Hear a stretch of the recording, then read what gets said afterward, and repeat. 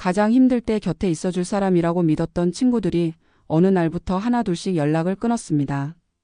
60대 중반, 30년 넘게 주방에서 일하며 살아온 이 요리사는 정년 없이 일할 수 있다는 믿음 하나로 은퇴 준비라는 단어와는 한참 거리를 두고 살았습니다.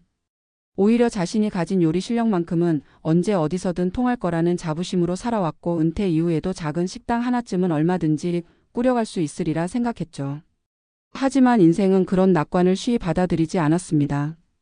그는 갑작스럽게 암 진단을 받았고 항암 치료로 인해 일손을 놓게 되면서 수입은 끊기고 병원비는 눈덩이처럼 불어났습니다. 급히 마련했던 전세 보증금은 병원비로 빠르게 소진됐고 체력이 떨어지면서 요리를 다시 시작하는 것도 어렵게 됐죠. 그보다 더 무서웠던 건 평소 허물없이 지내던 친구들의 변화였습니다.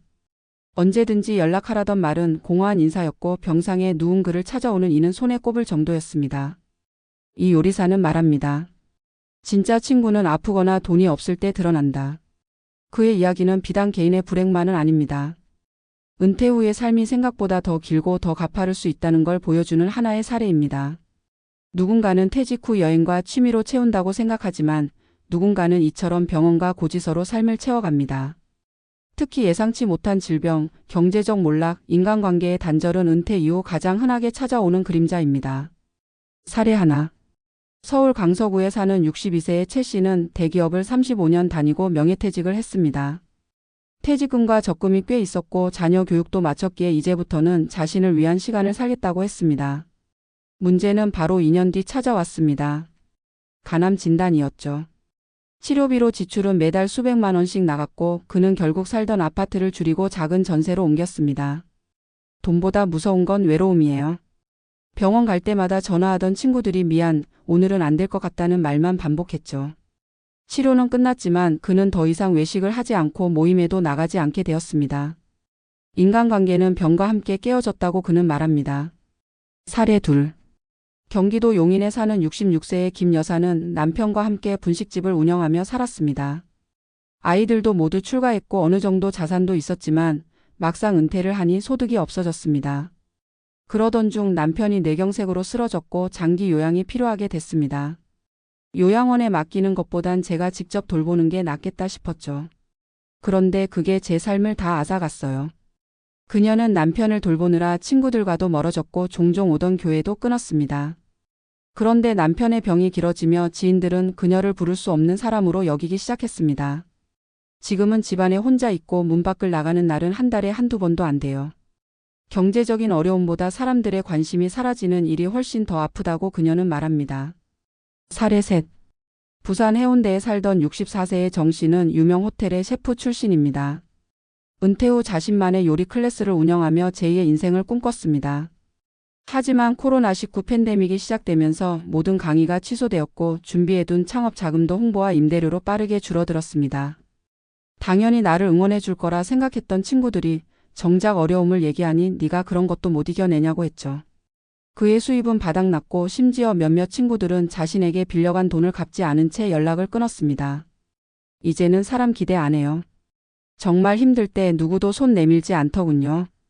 이 세 사람의 공통점은 은퇴 이후 삶을 충분히 준비했다고 생각했지만 예상치 못한 변수 질병, 배우자의 건강 악화, 경기 침체 등으로 인해 무너지기 시작했다는 점입니다. 그리고 그 모든 과정에서 가장 큰 상실은 경제도 건강도 아닌 관계였다는 점입니다. 이 이야기들을 통해 우리는 다시 생각해야 합니다. 은퇴 준비는 단지 돈을 모으는 문제가 아닙니다. 삶의 예측 불가능성에 대한 대비입니다. 갑작스럽게 일을 못하게 되었을 때, 병원에 자주 드나들게 될 때, 친구들에게 신세를 질 일이 생겼을 때 그때 진짜 중요한 건 무엇이었는지 돌아보게 됩니다. 그래서 이제는 질문을 바꿔야 합니다. 얼마나 모았느냐? 가 아니라 누구와 함께 하느냐? 내 삶을 뒷받침할 기반이 건강하게 마련되어 있느냐? 라고요. 지금 우리는 100세 시대를 삽니다. 은퇴 후 30년에서 40년의 삶은 결코 짧지 않습니다. 그리고 그 시간 동안 가장 먼저 무너질 수 있는 것이 관계라는 걸 많은 이들이 간과합니다. 이제는 관계를 쌓는 것도 은퇴 준비의 중요한 일부가 되어야 합니다. 혹시 지금 여러분의 곁에는 말없이 함께 있어주는 사람이 있나요? 혹은 누군가가 힘들다고 말했을 때 그 말을 끝까지 들어줄 여유가 있으신가요? 삶은 결국 우리가 서로를 어떻게 기억하는가에 따라 그 품질이 달라집니다. 그것이야말로 돈보다 병보다 더 중요한 은퇴 준비의 조건이 아닐까요? 이 이야기를 들으며 지금 주변을 다시 돌아보는 계기가 되기를 바랍니다. 나도 누군가에게 따뜻한 사람으로 기억되길 바란다면 지금 당신이 먼저 다가가야 합니다. 그것이 어쩌면 가장 강력한 은퇴 전략일지도 모릅니다. 이어서 다루어 볼 이야기는 은퇴 후 정신적 건강과 관계의 중요성입니다. 은퇴 이후 겪게 되는 심리적, 정신적 변화는 많은 사람들이 간과하는 부분입니다. 우리는 은퇴를 주로 재정적인 문제로 바라보곤 하지만 사실 은퇴 후 정신적 건강을 유지하는 것이 나이가 들어갈수록 훨씬 더 중요한 요소로 작용합니다. 은퇴 후 시간이 자유롭고 일에서의 목표나 사회적 관계가 사라지면 사람들은 의욕을 잃거나 우울감을 느끼기 쉽습니다. 이는 심리적, 신경생리학적 관점에서도 잘 설명될 수 있습니다. 1. 자아 존중감과 우울증. 심리학적으로 보면 직업은 자아 존중감과 밀접한 관계가 있습니다. 특히 많은 이들이 직장 내 역할을 통해 자신감을 얻고 사회적 존재감을 느끼며 살아갑니다. 그러나 은퇴 후 직장에서의 역할이 사라지면 개인은 그동안 쌓아온 자아 존중감을 유지하기 어려운 경우가 많습니다. 직장에서의 성공, 인정, 상호작용이 사라지면 자아 존중감이 떨어지고 그로 인해 우울증이나 불안 증세가 나타날 수 있습니다. 연구에 따르면 은퇴 후 우울증에 걸릴 확률이 높아진다는 결과가 있습니다. 영국의 한 연구에 따르면 은퇴 후 우울증 증세가 40%까지 증가한다고 보고되고 있습니다. 이는 직장을 떠난 후 특히 사회적 연결망이 약해지거나 자아 존중감이 떨어진 사람들에게 더욱 뚜렷하게 나타나는 현상입니다. 2. 사회적 연결망의 중요성. 과학적으로 보면 사람은 사회적 동물로 태어납니다. 인간은 다른 사람과의 관계를 통해 행복감을 느끼고 스트레스를 완화하는 경향이 있습니다. 이것은 뇌의 화학적 반응과 관련이 있는데 인간은 옥시토신과 같은 호르몬을 분비하면서 사람들과의 연결을 통해 감정적으로 안정감을 찾습니다. 사회적 지원을 받는 사람들은 신체적으로도 더 건강한 경향이 있습니다. 은퇴 후 사람들은 기존의 직장 관계나 사회적 네트워크가 단절되기 쉬운데 이는 상당한 위험을 초래할 수 있습니다. 미국의 하버드 T.H. 첸 스쿨 오브 퍼블릭 헬스의 연구에 의하면 사회적 관계가 결핍된 사람은 더 높은 사망률을 보인다고 합니다. 이 연구는 사회적 고립이 신체적 건강뿐만 아니라 정신적 건강에도 치명적인 영향을 미친다는 점을 강조하고 있습니다. 3. 정신적 안정성을 위한 활동과 관계 유지. 은퇴 후 신체 건강을 유지하는 것도 중요하지만 정신적 건강을 유지하는 것은 그에 못지않게 중요합니다. 이는 실질적으로 장기적인 삶의 질을 좌우하는 핵심 요소입니다. 정신적 안정성을 위해 은퇴 후 취미나 운동을 꾸준히 유지하는 것이 좋습니다. 심리학자들은 은퇴 후 자아 존중감을 회복하거나 유지하기 위해 새로운 목표를 설정하는 것을 추천합니다.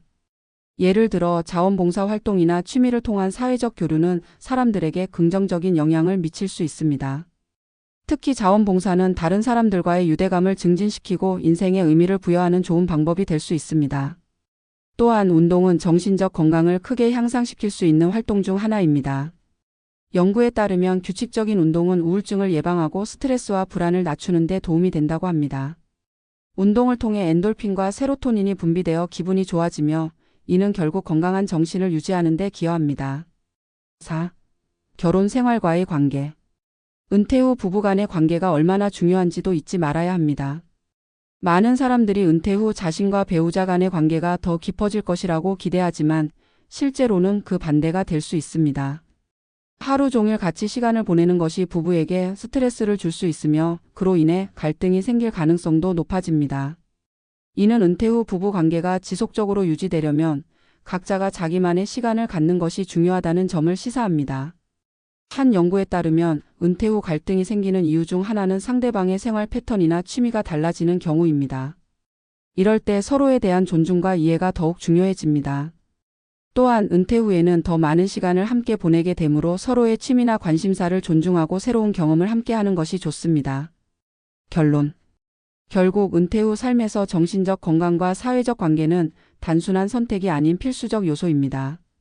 은퇴 후 재정적인 준비는 물론 중요하지만 인간의 삶에서 중요한 가치 중 하나는 정신적 웰빙과 사회적 유대입니다. 이를 바탕으로 우리는 은퇴를 준비할 때 단순히 물질적인 준비에만 집중하기보다는 자아 존중감 유지, 사회적 네트워크 유지, 그리고 정신적 건강 유지를 위한 계획을 세워야 합니다. 이는 건강하고 행복한 은퇴 생활을 가능하게 만드는 중요한 열쇠입니다. 은퇴 후 삶에서 가장 큰 자산은 결국 돈이 아니라 사람과의 관계, 정신적 안정과 자아 존중감임을 다시 한번 명심해야 할 때입니다.